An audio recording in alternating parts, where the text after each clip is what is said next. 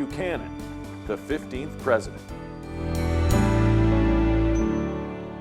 James Buchanan, 15th President of the United States. James Buchanan is considered to be one of two chief executives responsible for the coming of the Civil War, the other, of course, being our 14th chief executive, Franklin Pierce.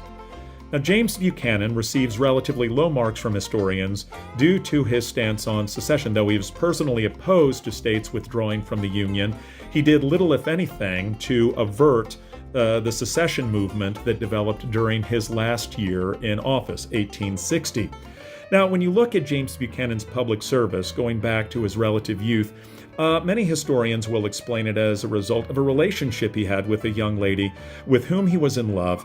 They were to be married, it was said. They had plans to marry, they had been courting, but it's not because her parents, particularly her father, favored the relationship. As a matter of fact, the father, who was very wealthy, believed that James Buchanan simply wanted to marry his daughter for the sake of money.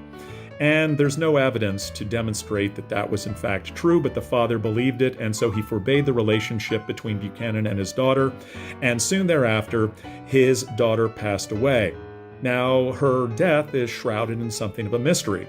Many historians don't know whether or not it was a suicide, or whether she died of some disease such as tuberculosis.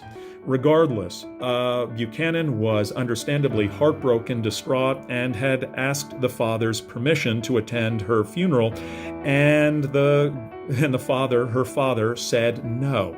So that sent Buchanan into a downward spiral of depression, and he was just, again, heartbroken. There was melancholy, and he decided that he didn't want to get into any more relationships moving forward, that he would devote all of his energy to public service. And so to look at James Buchanan's resume is to look at something that is spectacularly impressive with respect to just those public offices he held over time, the state level in Pennsylvania, all the way up to the office of Secretary of State.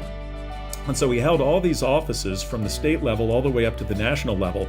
So you would think this individual would be ready for something like the presidency. And simply put, he was not. He fell short. Whether or not a Franklin Pierce or James Buchanan or anyone else could have really averted civil war, if some stronger chief executive could have done so, remains an interesting and open and ultimately unanswerable question with respect to solid answers. But Buchanan comes into office, and in 1857, there's a depression. In 1859, there is John Brown's raid on Harper's Ferry. The Kansas Civil War is still brewing, and there is the Dred Scott decision, which he supported, which essentially did away with the Missouri Compromise and opened up slavery as a possibility in all of the territories and even states.